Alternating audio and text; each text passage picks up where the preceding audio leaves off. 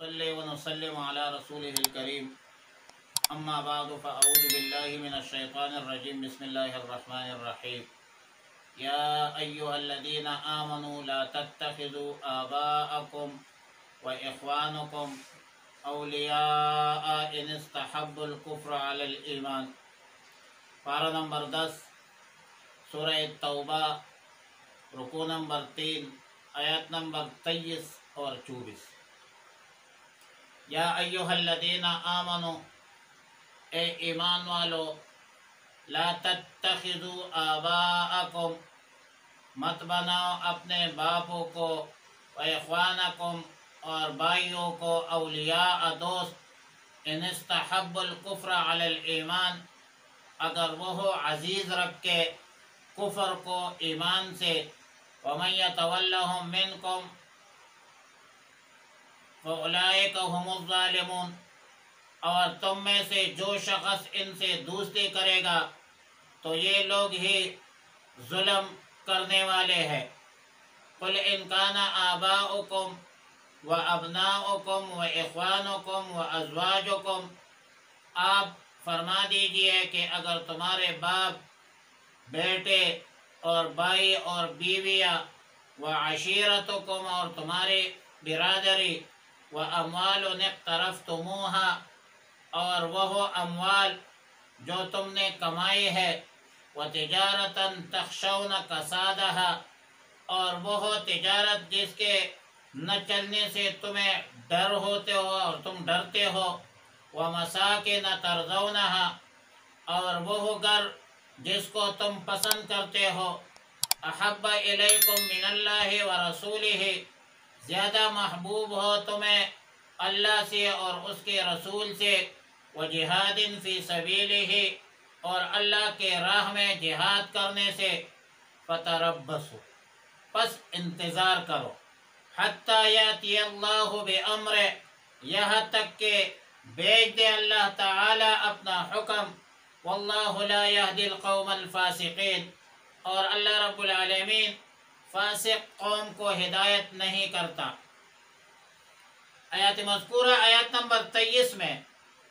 ہجرت، جہاد کی فضیلت کا بیان ہے اور اس کے اہمیت اور ترغیب ہے کہ جس میں اقربا، احبا اور اعزاء، اموال، املاک سب کو چھوڑنا پڑتا ہے۔ جب بندہ ہجرت کرتا ہے، جہاد پہ جاتا ہے، تو اقربا، رشتہ دار، دوست و احباب اور مال دولت، املاک، اموال سب کچھ چھوڑنا پڑتا ہے، اور ظاہر ہے کہ انسان کی طبیعت پر یہ سارے امور اور سارے یہ کام دشوار بھی ہوتے ہیں، لہذا مسلمانوں کو ذہنی طور پر تیار رہنے کے لیے یہ ترغیب دی گئی، اور ترغیب ان چیزوں کے بارے میں دی جس کے ساتھ ایک انسان واقعتاً اور فطرتاً وہ محبت کرتے ہیں، اور محبت کبھی حد سے بھی زیادہ ہوتی ہے۔ اگرچہ والدین، رشتہ دار، بہن بھائیوں سے بہتر تعلقات رکھنا، حسن سلوک کرنا، یہ تو شریعت کا حکم ہے، اللہ کا حکم ہے کہ ان کے ساتھ بہترین سلوک رکھو، اچھی برتاؤ رکھو، ان کی خدمت کرو، ان کے حقوق ادا کرو۔ لیکن آیات مذکورہ میں یہ بتلایا اور منشا یہ ہے کہ ہر تعلق کی حد ہوتی ہے۔ رشتوں میں جب ٹکراؤ آ جاتے ہیں، تعلقات میں جب کمزوری آ جاتی ہے، تو الاقرب فالاقرب کو دیکھا جاتا ہے، قریبی رشتہ دار اور قریبی تعلق کو لیا جاتا ہے، دیکھا جاتا ہے۔ لیکن اللہ تعالی اور رسول اللہ صلی اللہ علیہ وسلم کے ساتھ جو قائم تعلق ہے، یہ ایک ایسا تعلق ہے جس کے سبب آپ سب تعلقات کو ختم کر سکتے ہیں، چھوڑ سکتے ہیں، لیکن اس عظیم تعلق کو آپ نظر انداز نہیں کر سکتے، اس کو ایک طرف، ایک سائڈ پر نہیں کر سکتے۔ لہذا سب تعلقات، سب دوستیاں،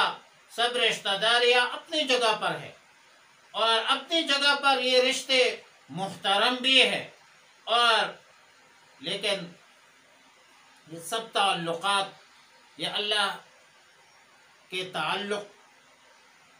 سے بڑے تعلق نہیں ہے۔ اللہ کا تعلق، دین کا تعلق، رسول اللہ صلی اللہ علیہ وسلم کا تعلق تمام تعلقات پر مقدم ہے، اور اللہ تعالی رسول اللہ صلی اللہ علیہ وسلم کے تعلقات سے جو ٹکرائے گا، جو ٹکر اگر ان کے ساتھ آ جائے تو اس تعلق کو آپ کو توڑنا پڑے گا۔ صحابہ کرام کا رضوان اللہ تعالی علیہم اجمعین کے کامیابی کا راز ایک یہ تھا کہ ان کا ہمیشہ کے لیے یہ عمل رہا کہ انہوں نے رسول اللہ صلی اللہ علیہ وسلم پر اپنا مال، اپنا جان، اپنا وقت، ہر رشتہ، ہر تعلق کو قربان کیا، اور سب اسلامی اخوت اور بھائی چارے میں شامل تھے۔ حالانکہ اندازہ کیجئے کہ بلال رضی اللہ تعالیٰ عنہ حبشی ہے، صہیب روم کا ہے رضی اللہ تعالیٰ عنہ، سلمان رضی اللہ تعالیٰ عنہ وہ فارس کا ہے، قریش مکہ کے، انصار مدینہ کے، اور پھر سب آپس میں بھائی بھائی بن گئے، یہاں تک کہ بدر میں، غزوہ بدر میں، غزوہ احد میں باپ بیٹے، بھائی بھائی کی تلواریں آپس میں ٹکرائی گئی، اور شہادت کے اعلیٰ مراتب مناصب پر فائز ہوئے۔ تو تعلقات سب ٹھیک ہے، لیکن گر فرق مراتب نہ کنی زندگی، تعلقات کے مراتب میں بھی فرق ہوتی ہے، اور بہت بڑی فرق ہوتی ہے۔ اللہ کے ساتھ جو تعلق ہے اس تعلق کو آپ نظر انداز، اگنور نہیں کر سکتے۔ آیت نمبر 24 میں دراصل ان لوگوں کے بارے میں نازل ہے جنہوں نے مکہ سے ہجرت فرض ہونے کے باوجود اور فرض ہونے کے وقت بھی انہوں نے ہجرت نہیں کی، ماں باپ، بہن، اولاد، بیوی، مال و جائیداد کی محبت وہ فریضے ہجرت سے روک گئی۔ تو ان کے بارے میں اللہ تعالیٰ نے فرمایا کہ آپ ان لوگوں سے کہہ دیجئے کہ ان کان آباؤکم و ابناؤکم و اخوانکم و ازواجکم، اگر تمہارے باپ، تمہارے بیٹے، تمہارے بھائی، تمہاری بیویاں، تمہارا کنبہ اور تمہارا کمایا ہوا مال، تمہاری تجارت جس کا تمہیں اندیشہ ہے کہ وہ ختم نہ ہو جائے، اور وہ گھر جس گھروں کو تم پسند کرتے ہو، یہ سب چیزیں اگر اللہ اور رسول صلی اللہ علیہ وسلم کے راہ میں ہجرت کے لیے حوالے سے، جہاد کرنے سے زیادہ پیارے ہیں تمہیں، تو پھر انتظار کرو، فتربصوا، پھر انتظار کرو یہاں تک کہ اللہ کا حکم آ جائے، فتربصوا حتی یاتی اللہ بامرہ، اور اللہ تعالی نافرمانوں کو مقصود تک، منزل مقصود تک نہیں پہنچاتے۔ آیت مذکورہ میں فتربصوا حتی یاتی اللہ بامرہ کے حوالے سے امام تفسیر حضرت مجاہد رحمہ اللہ کا قول ہے کہ ادھر حکم سے مراد جہاد، قتال اور فتح مکہ کا حکم ہے، اور مطلب یہ ہے کہ عنقریب تمہیں فتح مکہ مقدر ہوگی، تمہیں مکہ کی فتح نصیب ہوگی۔ تو جن لوگوں نے اللہ کے تعلقات کو دنیاوی تعلقات پر قربان کر دیا ہے، اور وہ بھی سامنے آ جائیں گے، اور جنہوں نے قربانیاں نہیں دی ہے، انہوں نے اپنے تعلقات، رشتہ داریاں وغیرہ قربان نہیں کیے ہیں، ان کا انجام بھی عنقریب سامنے آئے گا، اور نافرمانی کرنے والوں کو عنقریب ذلت کا سامنا ہوگا، عنقریب وہ ذلیل ہوں گے، خوار ہوں گے۔ سیدنا حسن بصری رحمہ اللہ الباری کا قول ہے کہ اس جگہ یاتی امر اللہ سے مراد عذابی الہی ہے، کہ دنیاوی تعلقات پر اخروی تعلقات کو قربان کر کے ہجرت نہ کرنا، جہاد نہ کرنا، اللہ کے غیظ و غضب ایسے لوگوں کو متوجہ ہوتا ہے، اور عذاب غیظ و غضب دنیا میں آئے یا آخرت میں آئے لیکن آنا یقینی ہے۔ مقصود تو اس جگہ ترک ہجرت پر وعید ہے کہ جنہوں نے ہجرت نہیں کی، مگر ہجرت کے بجائے جہاد کا بھی ذکر کیا،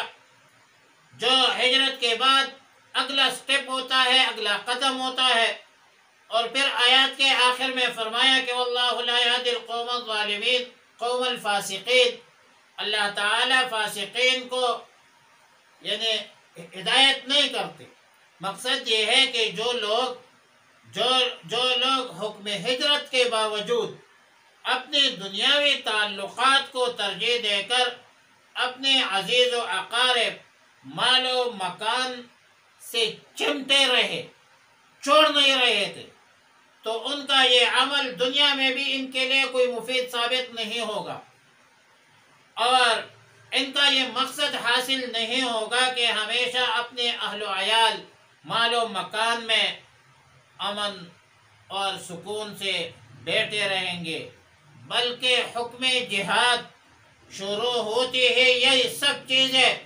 ان کے لیے وبال جان بن جائے گی، کیونکہ اللہ تعالیٰ نافرمانوں کو ان کے مقصد تک نہیں پہنچاتے۔ دراصل مکہ مکرمہ سے مدینہ المنورہ کی طرف ہجرت صرف فرض نہیں بلکہ ایک مسلمان کی علامت سمجھی جاتی تھی، جو باوجود طاقت کے، قدرت کے ہجرت نہیں کرتے تھے، وہ اس کو مسلمان نہیں سمجھا جاتا تھا، لیکن یہ حکم فتح مکہ کے بعد منسوخ ہوا ہے، لا ہجرت بعد الفتح۔ اور آیت مذکورہ میں براہ راست خطاب ان لوگوں کو بھی ہے جنہوں نے ہجرت فرض ہونے کے وقت دنیاوی تعلقات کے محبت سے مغلوب ہو کر ہجرت نہیں کی، لیکن آیات کے الفاظ سے معلوم ہوتا ہے کہ اس کا تعلق تمام مسلمانوں سے، تمام مسلمانوں کو حکم ہے کہ اللہ اور اس کے رسول کی محبت اس درجہ میں ہونا واجب ہے، لازم ہے کہ کوئی دوسرا عمل، کوئی دوسرا تعلق، کوئی دوسرا محبت اس پر غالب نہ آئے، اور جس میں اس درجہ کی محبت پیدا نہیں ہوگی تو وہ یقیناً مستحق عذاب ہوگا، عذاب الہی کا منتظر رہے۔ اور بخاری شریف اور مسلم شریف میں سیدنا انس بن مالک رضی اللہ تعالیٰ عنہ سے روایت ہے کہ رسول اللہ صلی اللہ علیہ وسلم نے ارشاد فرمایا کہ لا یؤمن احدکم حتی اکون احب الیہ من والدہ وولدہ والناس اجمعین۔ اس وقت تک کوئی بندہ مومن نہیں ہو سکتا، کامل نہیں ہو سکتا مسلمان، جب تک کہ میں اس کے نزدیک ان کے باپ، اولاد اور دنیا کے تمام لوگوں سے زیادہ محبوب نہ ہو جاؤ۔ لہذا ایمان کی تکمیل رسول اللہ مبارک صلی اللہ علیہ وسلم کی محبت پر موقوف ہے، کہ رسول اللہ مبارک صلی اللہ علیہ وسلم کی محبت تمام محبتوں پر غالب رہے۔ خدا شاہد ہے، نہ جب تک کٹ مرو خواجہ بطحا کے حرمت پر، خدا شاہد ہے کامل میرا ایمان ہو نہیں سکتا۔ کہاں ہے کس نے کہ سردار اولیاء نہ کہو، کہاں ہے کس نے کہ سرتاج اولیاء نہ کہو۔ یہی ہے فلسفہ، قل انما انا بشر، خدا کے بعد سبھی کچھ کہو، خدا نہ کہو۔ قاضی بیضاوی رحمہ اللہ کا قول ہے کہ یہاں محبت سے مراد اس جگہ محبت اختیاری ہے، غیر اختیاری اور طبعی محبت اس مقام پر مراد نہیں ہے، کیونکہ اللہ تعالیٰ کسی کو اس کے طاقت اور قوت اور اختیار سے زیادہ تکلیف نہیں دیتے۔ اس لیے اگر کسی شخص کا دل ان دنیاوی تعلقات کی طبعی محبت سے لبریز ہو مگر اتنا مغلوب نہ ہو کہ اللہ اور اس کے رسول کے احکام کے خلاف ورزی ہو یا والدین کے محبت میں اتنا غرق نہ ہو جائے کہ اللہ اور رسول کے احکامات کو پرواہ بھی نہ کرے، تو ایسے لوگ وہ اس وعید سے مستثنا ہے۔ ہوتا یہ ہے کہ یقیناً والدین، اہل و عیال، اولاد کی محبت وہ تو ظاہر ہے ایک طبعی چیز ہے اور ایک طبعی امر ہے، لیکن اللہ اور رسول کے محبت کے بعد وہ کچھ اور ہے، وہ طبعی اور غیر اختیاری گھبراہٹ، کراہت، کہ یعنی آپ والدین کے ساتھ، بیوی بچوں کے ساتھ محبت سب کچھ ہونے کے باوجود اور اس گھبراہٹ اور کراہت کے باوجود اللہ کے احکامات اور رسول اللہ صلی اللہ علیہ وسلم کی احکامات، تعلیمات کی پر تعمیل کرے، اس پر عمل کرے، دین پر قائم اور پابند رہے۔ مثلاً ناموس رسالت کا مسئلہ ہے، حرمت رسول کا مسئلہ ہے، تو مشاہدے میں ظاہر ہے یہ بات سامنے آئی ہے کہ ایک فاسق بندے نے بھی ناموس رسالت پر جان کی بازی لگائی ہے اور دنیا کے تمام تر قوانین، تمام تر احترامات اور تمام تعلقات کو پس پش ڈال کر جان نثاری کا مظاہرہ کیا ہے۔ ایک بات اور ہے کہ اللہ اور رسول کے ساتھ اعلیٰ مقام، محبت کا اعلیٰ مقام اور ہر اعلیٰ مرتبہ یہ ہے کہ محبت طبعی بھی ہو، غالب بھی ہو، اور اللہ کے احکامات اور رسول اللہ علیہ وسلم کے تعلیمات کی تعمیل میں ہر سختی کو آپ برداشت کریں، ہر مصائب کو آپ برداشت کریں۔ وہ حضرت مدنی رحمۃ اللہ علیہ فرمایا کرتے تھے، مصائب میں الجھ کر مسکرانا میری فطرت ہے، جسے مرنا نہیں آتا اسے جینا نہیں آتا۔ اکثر اوقات وہ تکالیف، وہ قید و بند کی صعوبت ہے، وہ لذیذ ہوتی ہے، وہ لذیذ بن جاتے ہیں، اور بندہ پھر وہ ایک لذت محسوس کرتا ہے جب دین حق میں، اللہ کے راستے میں آپ تکلیفیں دیکھتے ہیں، مصائب، مشکلات، اذیتیں، قید و بند کی صعوبتیں آپ دیکھتے ہیں، تو اس میں آپ کو ایک لذت محسوس ہوتی ہے، قسم سے محسوس ہوتی ہے۔ دینی کوئی جدوجہد ہو، دین اسلام کا کوئی بھی شعبہ ہو، تو اس کے محبت میں مال و جان، وقت قربان کرنے وہ ایک سعادت سمجھتے ہیں، لیکن یہ مقام اللہ والوں کو حاصل ہوتی ہے۔ رسول اللہ صلی اللہ علیہ وسلم نے فرمایا کہ 3 خصلتیں ایسی ہیں کہ جس شخص میں یہ پائی جائے تو اس کو ایمان کے حلاوت حاصل ہوتی ہے۔ وہ 3 خصلتیں کیا ہے؟ وہ 3 عادتیں کیا ہے؟ نمبر 1 کہ اللہ اور اللہ کے رسول اس کے نزدیک ہر چیز سے زیادہ محبوب۔ نمبر 2 یہ کہ اللہ کے بغیر کسی غیر سے جو محبت کرتے ہیں، کسی بندے سے محبت کرتے ہیں، کسی شخصیت سے محبت کرتے ہیں، تو اس محبت میں بھی اللہ کی رضا مقصود ہے۔ نمبر 3 یہ کہ کفر، شرک اس کو آگ میں ڈالنے کے کیا ہے برابر محسوس کرتا ہو کہ ایک بندہ کسی غیر کے ساتھ اس طریقے سے محبت کرے کہ اللہ کے احکامات کو پس پش ڈالے، اللہ کی محبت پس پش ڈالے، اور یہی ہے حلاوت ایمان۔ حلاوت ایمان یہی ہے، یہی اعلیٰ مقام ہے جو ایک ایماندار، دیانتدار کے لیے، وہ ایک ایماندار پر آپ جتنا مشقت کریں گے، ان کو جتنا مشقت میں ڈالیں گے، تو وہ مشقت اس کے لیے لذت بن جاتی ہے، وہ لذیذ ہوتی ہے۔ اللہ کے دین کے راستے میں، اللہ کے راستے میں جو تکلیفیں آتی ہے وہ دینی محبت کے تقاضے ہوتے ہیں، تو اس میں بندہ تکتا نہیں ہے، وہ بندہ اس کو لذت سمجھتا ہے، اس کو لذیذ سمجھتا ہے، اور اسی محبت کے سے اللہ تعالیٰ نے یہ تعبیر کیا بشاشتی ایمان سے، اس کو بشاشتی ایمان کہتے ہیں۔ قاضی ثناء اللہ پانی پتی رحم اللہ الباری تفسیر مظہری میں لکھتے ہیں کہ محبت